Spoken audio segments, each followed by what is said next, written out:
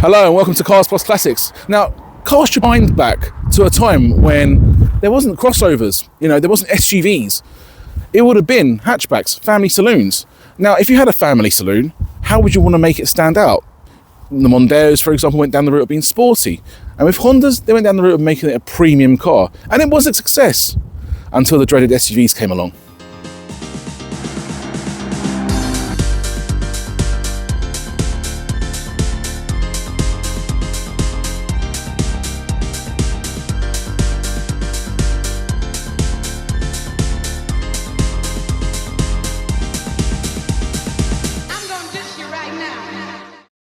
If you would like me to review your car, my email address is carsplusclassics1@gmail.com. Anyway, back to the review. Now, the car that came out in the 1970s, it started off as a small family car for Honda, and it grew over time. But it wasn't really until the 80s where it really took off and it really grew a reputation and was known for being very, very good, very, very solid and dependable family car. So what did Honda do? They placed that strength and they made the car really dependable. In fact, legend has it, when the Ford Mondeo was originally being conceived, they were going to use the benchmark at the time, which was the Honda Accord, the 80s one. I'm so sorry about that, viewers. I don't know what happened there. I went all the way down to West Sussex to film this wonderful car, and I got all the footage that I needed, and when I got back to do my editing, there was no audio. Some of it had audio, lots of audio didn't get recorded, so I'm having to re-record. I'm so sorry about this. We haven't got the wonderful scenery that you had of West Sussex. We've got the mediocre scenery of South East London, but it will do. But I just want to thank cameraman Dominic for bringing down this wonderful car yet again, and I want to thank you for your patience. However, going back to what I was saying before I was so rudely interrupted by audio equipment, when the Ford Mondeo was being conceived in the late 1980s, the family car benchmark around the world was the Honda Accord, albeit the fourth generation, and it was a fantastic car, it really was. So they were trying to pitch it against that, and had that remained the benchmark, it would have been really interesting to see what would happen to the Ford Mondeo. It would have been. However, by late 1990, Nissan jumped into the frame and introduced the wonderful P10 Nissan Primera, which was easily the benchmark in its class. It was just as good as the Honda Accord and reliable, but this time around it entered a huge dose of sportiness to it. It really was. To be fair, back then Nissan was a bit of a role when it came to their cars. They really were having a revelation. This is kind of part of Nissan's golden age, which unfortunately seems very, very long and distant nowadays. This car was no longer the benchmark as a result of the Primera, and as a result of the Primera, the Ford Mondeo, which did come about a couple of years after the Primera in 1993, was now pitched against the Primera. Now, there was a few generations after this, don't get me wrong. The fourth generation wasn't built in the UK, but the fifth generation was, and so was the sixth generation for that matter. The seventh generation was no longer built in Britain, but this time around they really pitched it as high as they possibly could. And the reason they did that is because it was based on an American Acura, which is called the TSX. Now, the TSX basically was a BMW 3 Series competitor, so it had its work cut out, but as a result of that, they've obviously made the car as best as they possibly could. And when it came to replacing the 7th generation with the 8th generation, they brought out this one, which is also based on the TSX, granted, but this time they pulled all the stops of this car, and they did as best they could, and you really can see it, you really absolutely can. Essentially, it was not only a 3 Series competitor and an Audi A4 competitor, but it gave you as much choice as possible. It was one down from the Honda Legend, but it felt like a mini Honda Legend. It really did. And you had a fantastic range of engines. This one's got a 2-litre, and it has around 145 to 150 brake horsepower, which is not bad at all. But this has a 2-litre. There was also a 2.4 petrol, and there was a 2.2 diesel. However, we missed out on what the Americans got, which was the best one, which I believe was a 3.5 V6. I wish we had that. That would have been fantastic. It is a shame, but just the way it is with UK markets, we always get the smaller displacement engines. Nonetheless, this car was a solid and fine competitor. Unfortunately, though, being the Mk8 in the time in the UK and in Europe when the saloons were demising and being taken over by more premium brands, which is a bit unusual because this was already as premium as you can get for a non-premium brand, with the saloons losing sales as a result of the rise of the MPVs and, more importantly, the crossovers, which pretty much took over everything and is now dominating. And as a result, cars like this had been wiped out. And it's a shame. These are fantastic cars. However, the Mk8 Accord was the last ever sold in the UK. I believe there has been 2 generations since in America. And in fact, in terms of the Mk9 that replaced this generation in America, I've been to the States before, and I actually do like the Mk9s. They are good looking cars. They kind of have a hint of Toyota Corolla E about them, to me personally, but that's just me being a bit weird, I guess. And the Mk10 looks fantastic. That's a brilliant car. It's like a Honda Mercedes CLS. It's a shame we don't get them over here. This was the last hurrah of the Honda Accord for the UK and for Europe, and it's a shame. It's a fantastic car. Now I know Honda did briefly bring out a Honda Civic Saloon in the late 2010s. It has a way of trying to retain some saloon market. It was not a bad car at all. It was a likeable car, but it's no Honda Accord. However, to Honda's credit, they ended it on a bang, because this is a fantastic car. This is the best Honda Accord they've made, and I love driving it. It's a very, very likeable car.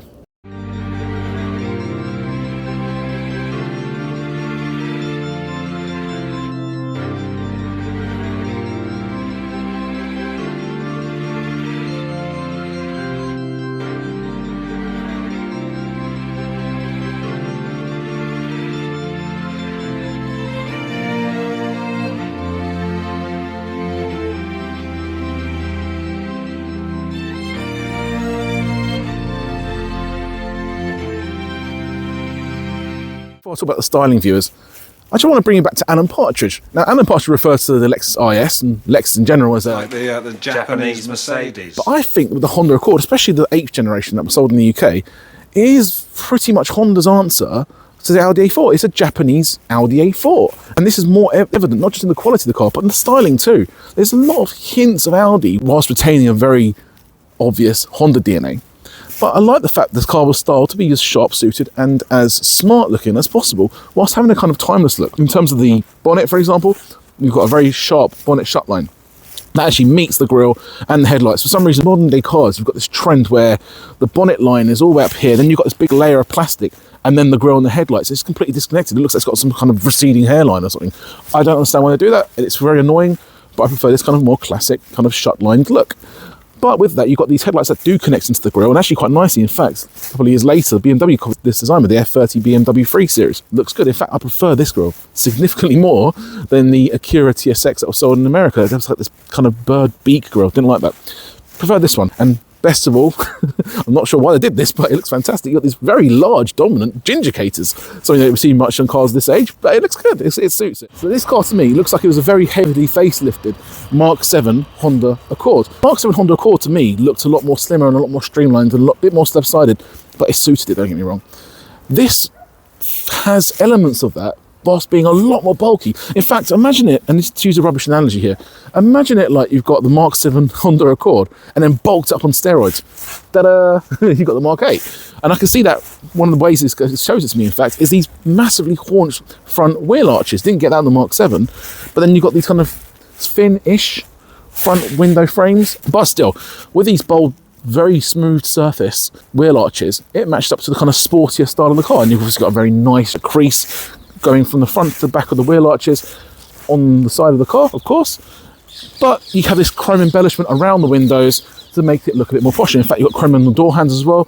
Now, I know chrome's a bit more of an American feature when it comes to car design, but I think it suits this car, and especially in this paintwork, it makes it look like the car's got, jewellery for the car. And finally, and this is a bit of a nerd fact for viewers, now this car is the EX model. The EX model was the top of the range. However, there was a very limited top of the range called the EX Plus. Not many of them were sold in the UK, and then pretty much the majority were diesel estates. Nonetheless, the EX model didn't come up with these alloys. It came with these very chunky, but still very classy looking 5-spoke alloys. These are different, and this was for the EX Plus. And it took me a while to find these ones out, because I thought they were possibly a 2007 Honda Civic Type R alloys, or possibly something to do with the Honda S2000. Turns out it's not. Turns out it was actually specifically designed for the Honda Accord, and I think it really suits this car. I think it looks fantastic. So the design at the front and the side is very, very good from Honda. Now, spinning the car around for cameraman Dominic, you can see the back-end design is very much as sharp as the side and the front of the car, and it does have that kind of hint of Audi. There's just something that's very Audi A4-ish about this car. Well, if anything, to viewers, I think it's more like a cross between an Audi A4 and a Mark 7 Honda Accord that's on steroids.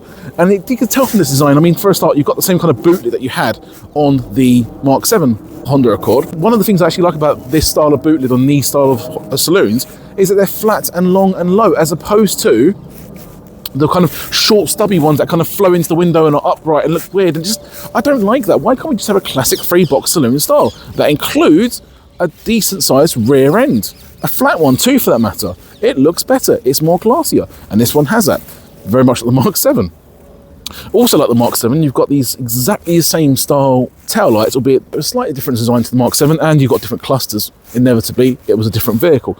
But there's some sort of similarities to them, and actually I feel like with the Mark 7 it looks a bit more aggressive. This looks a bit more friendlier and a bit more classier kind of like an Audi A4. But overall, the back-end design is very simple. The one thing I don't like, and why do they do this? They've ruined the symmetry in this car because they've given it unequal reverse lights. You've got one reverse light and the fog light. Why? Why would you do that to the design? It's a good looking car. They've just given us a reverse light on both sides and just found a way of integrating the fog light a little bit better, possibly into the light clusters. I mean, this bit here is completely pointless. They could have just put it in there, but no.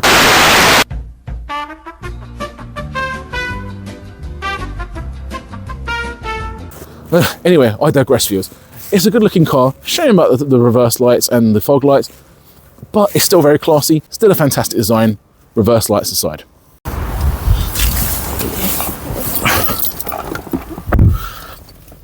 Viewers, I hate being out in January. But anyway, this car is fantastic, and it's a lovely car to come into. Not only is it nice and warm, and the seat is fantastic too, for that matter, which I'll come to in a second, but the interior is just brilliant. Huge improvement over the previous generation Honda Accord. We start with the steering wheel for a start. Fantastically designed 3-spoke steering wheel. The standard buttons, but what do you expect from a car from the 2000s? But it's nicely designed and it's very involving. It makes you want to drive it. Plus, the way the steering wheel is small and pert, it's got that hint of sportiness with all the appurtenances you get kind of used to with a luxury car. Also, talking about appurtenances, the quality is just brilliant. It's really good. Now, this does have fake wood trim, but I suspect it's fake, but anyway, I can't imagine it's, I've seen the inside of a tree, it's probably more of an oil-based kind of wood. And the rest of the design is brilliant too. Directly in front of you, you've got these dials, which are recessed and embellished with brushed aluminium, which is pretty much a popular design back in the 2000s, but it looks brilliant in this car, and all the information is laid out very nicely and neatly. You've also got a reversing camera, which for a 2000s family car was very rare. And video display, the quality's not that bad, to be fair, and its colour, and it's brilliant. I really like the toys this car came with. And you've got the sportiness, you've got the quality of a premium car, all the toys of a high-tech vehicle, and yet it's still a family car. It's a brilliant car. Another thing I've noticed as well, one thing I've always liked about this car is that the door mirrors in this car are huge. I feel like I'm driving a van, but it makes it much easier to park. And actually, talking of which, when you put it into reverse on the automatics, the mirrors, it will adjust to the curb on the passenger side, helping you park. That, with the parking sensors at the front and the rear and the camera, makes this car an absolute doddle to drive and live within a city. These seats are fantastic. The quality is really good. Very supportive, very good for long journeys, for that matter. And, you know, couple it with the heated seats and the memory function as well, you've got a fantastic driving position. This is a really good car. Quality of the seats just continue. Fantastic, really comfortable seats. Actually, one of my gripes about the German cars is that all of them, for some reason, have really firm, solid seats. Now, granted, I appreciate it's supposed to be supportive, but this still feels supportive. I feel like I've just been cushioned. I feel like I'm sitting on a settee. It's supportive enough, yet at the same time, it's comfortable. This would have made a fantastic taxi. In terms of the seats, they're absolutely brilliant, and the quality at the back is also excellent too. And one thing I do like as well is you've got these air vents. However, this is where the car trips up a little bit. It's just a bit tight back here. It's not the most spacious, not the most capacious either. I mean, a similarly aged Toyota Avensis is definitely more spacious. In fact, they would have had a flat floor as well, so you had foot space too. The back seat here, granted it's behind my own driving position, is not massive. The foot space is also a bit tight as well, plus you've got this huge transmission tunnel. It just cuts into the little space that you have. It is quite tight back here, and it's a shame, but it's not awful. Now, don't get me wrong, I have driven a 1994 Carina E, and that was a bit more spacious than this. However, like I said, the seats are comfortable, and unlike the Carina E or the Toyota Avensis of the same age, it does have rear ventilation. And one thing I really like about this car is, unlike modern cars, you've got a nice light-coloured roof lining, so you don't feel claustrophobic. So even though the headroom's questionable and the knee room isn't perfect, it is comfortable, and I don't feel claustrophobic. So overall, it's not a bad interior whatsoever. In fact, it's a very good one. It's just a shame the back is just not a little bit bigger. However, I guess you want extra headroom, you can always go for the Estate.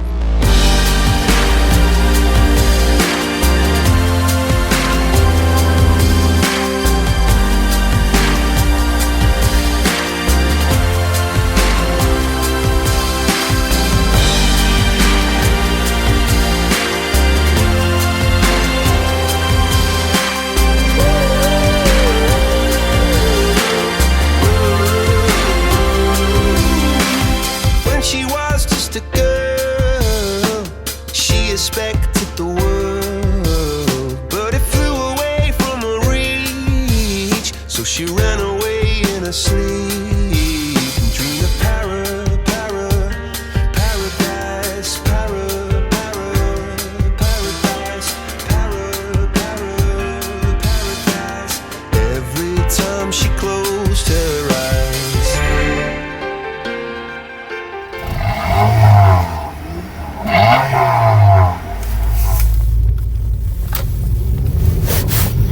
So the Honda Accord of this generation did come with pretty much the same engines that you had in the previous generation to this.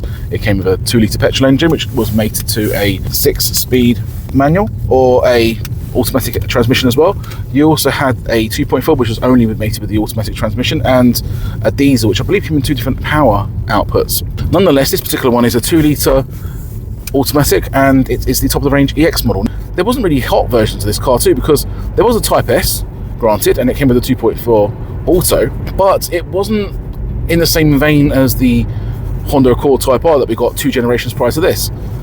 There was a Honda Accord Euro R for the previous generation to this model, but for this one there was a 3.5 V6 that you've got in the Honda Accord that they sold in America as the Acura TSX. Shame we never got that one really, but it actually doesn't make sense because when this car was out, you had the Honda Legend with a very similar engine, but they didn't give us the same engine which they could have easily put in this one. I don't understand how that works, but at least we've got a decent range of engines, and this 2 litre is fantastic as well. It's quite a powerful unit, don't get me wrong, but I'll start with the flaws. So this car would predominantly be used around town. It's probably the sort of vehicle that you use as a taxi, and don't get me wrong, I mean, it's okay around town. It just feels a bit sluggish. It feels like, well, when I first got in this car, I felt like the handbrake was on. It's a shame really, because I just wanted to be a bit more nippy, and this unit isn't exactly slow. I mean, on the move it's absolutely fast, but I'll show you in a second, viewers, but around town it just feels a little bit heavy. It just feels a bit sluggish. If I was to compare this car to a dog, it's kind of like a British Bulldog. They are lovely and they are charming, but they're also chunky little units, aren't they? And they're adorable, but they're not exactly the sportiest of dogs in the world. And I feel like some of the vehicles in its class at the time would have been a bit more sportier, and some of the Germans would have probably been sportier without a doubt. So it's a bit of a shame that it lets it down a little bit. What doesn't let it down though is the handling. The handling is absolutely fantastic, really sharp, typical Honda unit. And I must admit, to its credit, despite being a bit slow around town, the kick down this car is absolutely fantastic. I mean, this unit is only a 2 litre, but the VTEC, well, I hate to use this old Thai cliche, but the VTEC really does kick in, yo. Sorry, that was terrible, wasn't it? So it's ironic me saying this, but I feel like the car could go on a little bit of a diet personally. But you also don't absorb bumps very well, despite being very comfortable. I mean, I'm not sure how that's the case. It's just a very comfortable car. The seats are fantastic, and yet as soon as I go over a bump, it does send a little bit of a jolt in it. It's a shame really, because this is otherwise a fantastic and very comfortable car. And I guess my only other gripe is that the fuel economy could have been a bit better, but then the fuel economy of this car, of any Honda Accord, was never at strength. If anything, they always focus on the reliability, the durability and the power of their petrol units, and it has all of that, to be honest. This around town is still a decent car, but on the move it's fantastic, and on motorways and dual carriageways it's absolutely brilliant. I mean, the speed, bear in mind it's only a little 2 litre. I feel like it wants to jettison you into the stratosphere. I really like it. That is just phenomenal. Fantastic car, absolutely brilliant car. Great little Honda unit. It's such a powerful kick down this car. It's absolutely brilliant. So yeah, it's a bit of a mixed bag really. Around town it's not bad in certain scenarios, but on the move around country lanes it's brilliant, and the handling is very good as well. Very, very sharp. Definitely noticeably better over an equivalent Toyota Avensis. But I guess the trade-off compared to the Avensis is that the Avensis is a little bit more comfortable. I guess you can't have your cake and eat it. But this is still a fantastic car, and I think in terms of the reliability it's great. Fuel economy is okay. If you wanted a bit better fuel economy and a bit more of an engaging feel, maybe go for the manual. But this is a good car, and to be honest, there's not really much to fault in the way it drives. I really like the way this car drives, and I just think that it's a bit of a shame that we don't get cars like this anymore.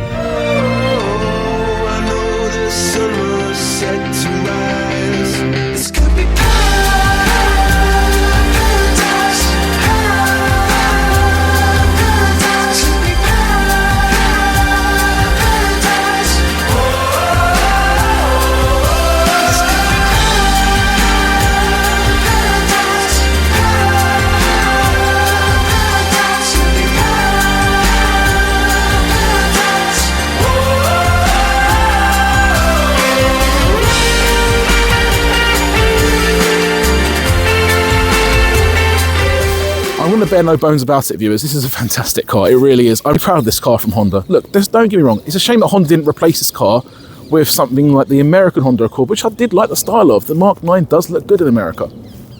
Or we could even got the Acura replacement for the TSX. It was called the TLX. That was still a fantastic looking car. It's just a shame Honda never offered that in the UK. But I also appreciate that the market had significantly diminished by then, and then by that point they were focusing on producing and selling a successful crossover in the UK. It is what it is. It's business at the end of the day. However, they left the UK market on a high note. This is a brilliant car. There's a lot to like about this car. There is a few faults, so don't get me wrong, it's not perfect. Interior space is a little bit cramped at the back. For some reason, it's a little bit crash over humps and bumps in the city. And the fuel economy is not great. It is a heavy car. It does feel a bit heavy at low speeds. But take it out onto busier roads, put your foot down in this car, and it's lovely. And it is a comfortable car. And if it's just you and maybe a partner or just a friend or whatever, it's perfectly fine. It's perfectly adequate. It's a wonderful car. Yes, fuel economy can be a bit better, but it doesn't matter. It's a fantastic car. There's a lot to like about this car. I really like it, and there's only a few things that spoil it. So for me, this is a fantastic car, and it really is worth a 9.5 out of 10. Fantastic car. Honda did a brilliant job. Anyway, viewers, I hope you enjoyed my video. If you did enjoy my video, please don't forget to like this video. If you can share it, it'd be great. And if you can subscribe to the channel, I'd really appreciate it. Thank you very much, viewers. Bye-bye.